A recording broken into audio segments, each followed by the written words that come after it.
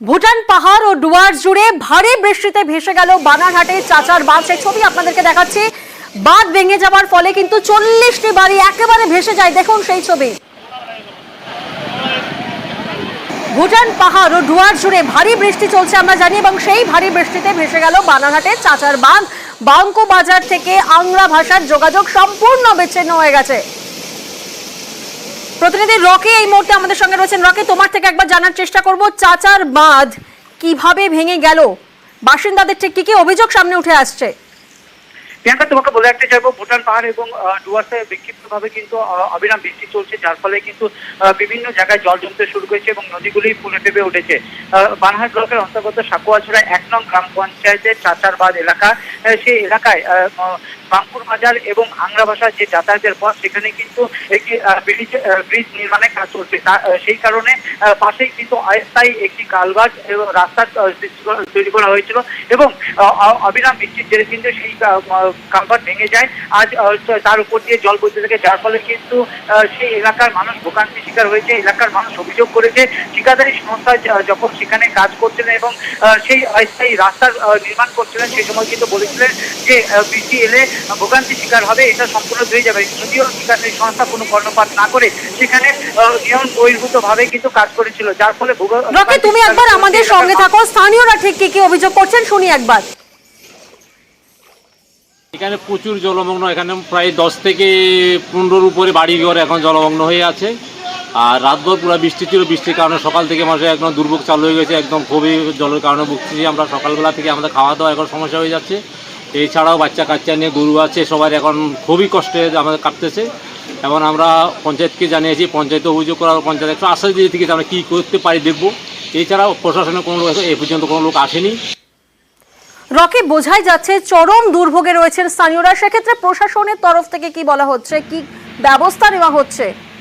দেখো, এই জলমগ্ন হওয়ার ফলে কিন্তু প্রায় 40টি বাড়ি কিন্তু জলমগ্ন হয়ে পড়েছে, জলবন্দী 40টি পরিবার, এবং চাষের ক্ষেত থেকে শুরু করে সমস্তই কিন্তু নষ্ট হয়ে গেছে বলে দাবি করেছেন সেই এলাকার মানুষ এবং কৃষকেরা।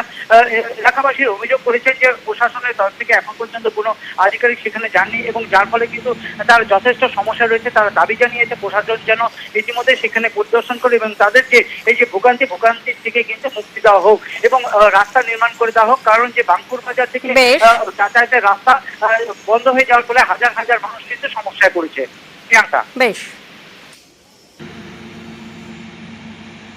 এখানে আমাদের মোটামুটি অনেকগুলো বাড়িতেই বৃষ্টি জল ঢুকেছে, কারণ এই চাচার বান্ধা তৈরি করার সময় যেভাবে ডাইভারশন তৈরি করা হয়েছে, সেই ডাইভারশন তৈরি করার জন্য এক সাইডে জলটা ফুলে যাচ্ছে, ফুলে গিয়েই ওই বৃষ্টির জলেই এই গ্রামটা প্লাবিত। এখন তো মোটামুটি যোগাযোগ বিচ্ছিন্ন আমাদের আংরা ভাষার সাথে বাঙ্কুবাজার, প্রধান পাড়া এবং উত্তরডাঙ্গাপাড়া যোগাযোগ সম্পূর্ণভাবে বিচ্ছিন্ন। এখন অবধি কেউ আসেনি। আমরা বিডিও সাহেবকে জানিয়েছি এবং আমরা গ্রাম পঞ্চায়েত লেভেল থেকে অলরেডি নজর রেখেছি, যেখানে যেরকম প্রয়োজন আমরা ব্যবস্থা গ্রহণ করছি।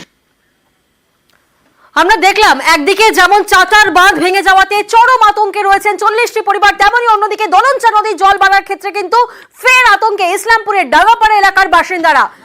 যে ছবি আপনাদেরকে দেখাচ্ছে, উত্তরবঙ্গে টানা বৃষ্টির জেরে নদীর জল বাড়তেই, দলনচা নদীর জল বাড়তেই ফের আতঙ্কে ইসলামপুরের ডাঙ্গাপাড়ার এলাকার বাসিন্দারা। দলনচা নদী পারাপারের একমাত্র ভরসা বাঁশের সাঁকো। এই বাঁশের সাঁকো দিয়ে যাতায়াত বহু মানুষের।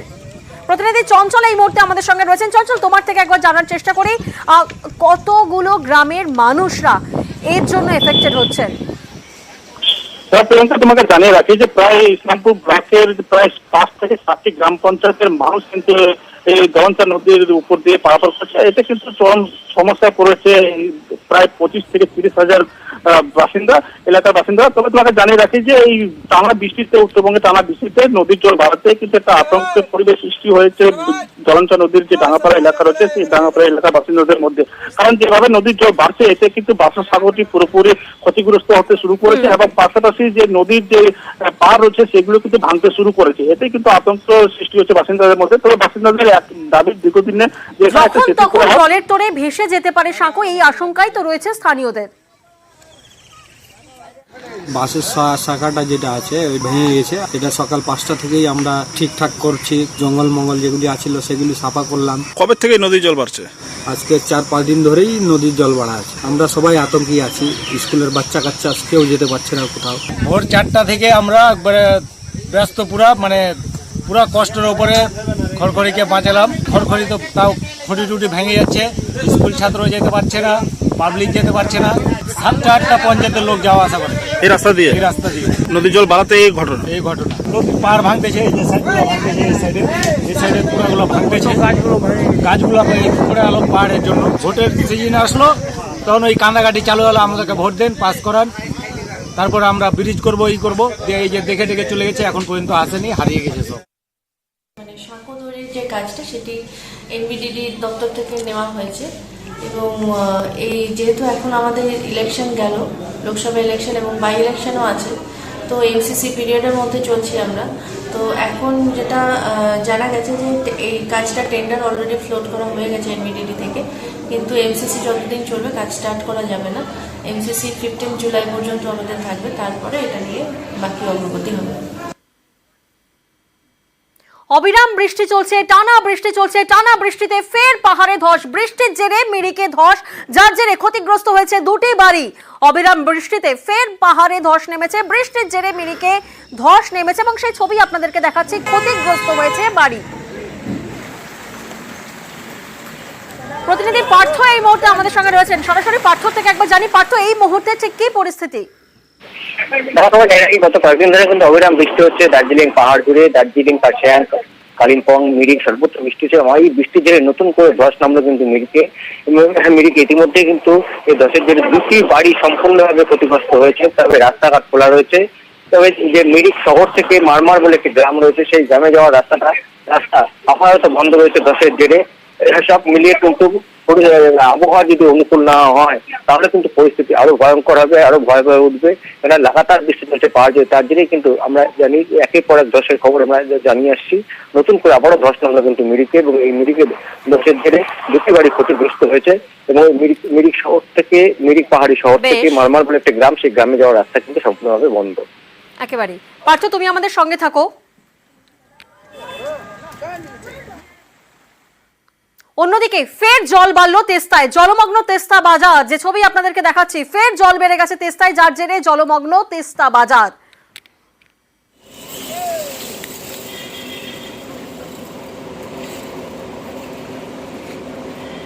পার্থ, তোমার থেকে একবার জানার চেষ্টা করি এই মুহূর্তের এখানের ঠিক কি পরিস্থিতি, কারণ তিস্তা বাজার দার্জিলিং তা তো কার্যত জলমগ্ন, সেক্ষেত্রে কি তাহলে যান চলাচল একেবারে বন্ধ হয়ে গেছে?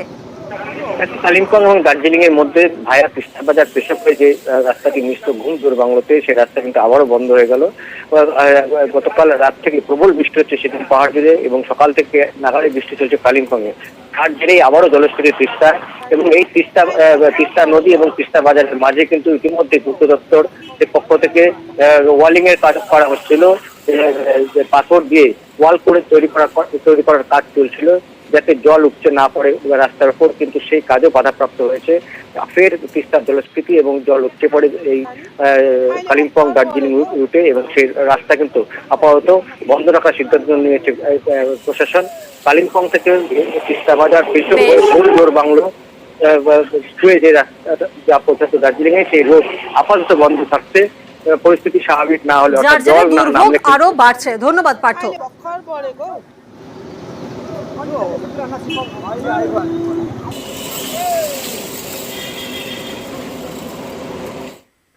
ভোটের প্রচারে মুখ্যমন্ত্রীকে সামনে পেয়ে তারা তাদের রাস্তা সারাইয়ের আবেদন জানায়।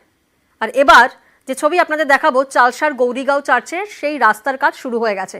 পাহাড়ি অবস্থায় একেবারে বেহাল রাস্তা ছিল, সেই রাস্তার কাজ কিন্তু এবার শুরু হয়ে গেছে। ভোটের প্রচারের সময় মুখ্যমন্ত্রীকে যখন কাছে পান তারা রাস্তা সারাইয়ের আবেদন করেন। আর আজ রাস্তা সংস্কারের কাজের শুভ সূচনা হলো।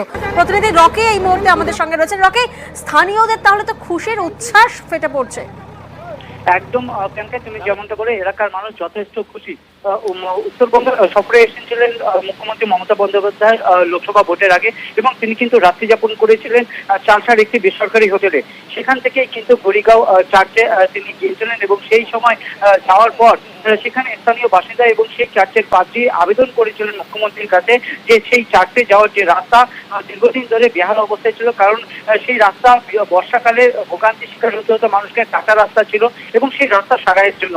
আর অবশেষে কিন্তু মুখ্যমন্ত্রী সেখানে আশ্বাস দিয়েছিলেন এবং আজ থেকে কিন্তু সেই এলাকায় কাজ শুরু হলো পঞ্চায়েতের তরফে এবং 1300 মিটারের রাস্তার কাজ শুরু হয়েছে বলে স্থানীয় বাসিন্দারা ধন্যবাদ।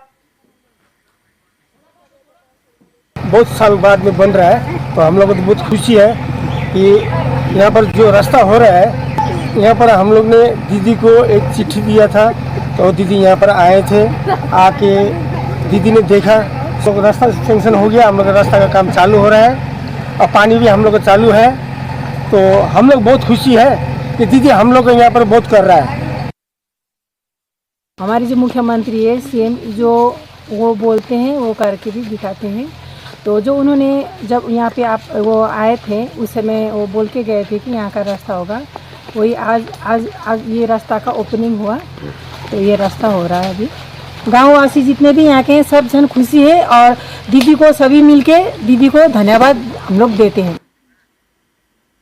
আর এবার একটি ছবি আপনাদেরকে দেখাবো, নিশ্চয়ই আপনারা বুঝতে পারছেন না। আপনাদেরকে জানাই যে তিস্তা বাঁধের উপর দিয়ে একটি হাতির দল যাচ্ছিল, আচমকাই একটি হাতি পড়ে যায় তিস্তার জলে। দেখুন একেবারে হাবুডুবু খাচ্ছে গজরাজ। রাতে গজল ডোবার ঘটনা। তিস্তা বাঁধের উপর দিয়ে হাতির দল যখন যায় তার মধ্যে কিন্তু হঠাৎ একটি হাতি তিস্তায় পড়ে যায়, জলের তোড়ে ভেসে যায় সেই হাতিটি, হাবুডুবু খায় গজরাজ।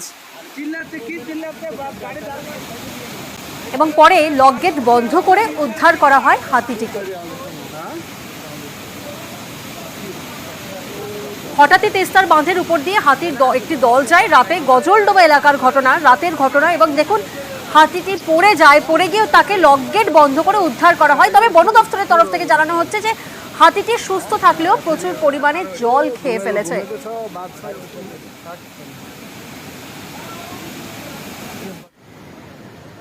गजलडुबा ड्याममा हात्तीको बच्चा एउटा फँसेको छ, पुरा घुमेको छ। साह्रै गेट खोलेर चाहिँ अब बचाउने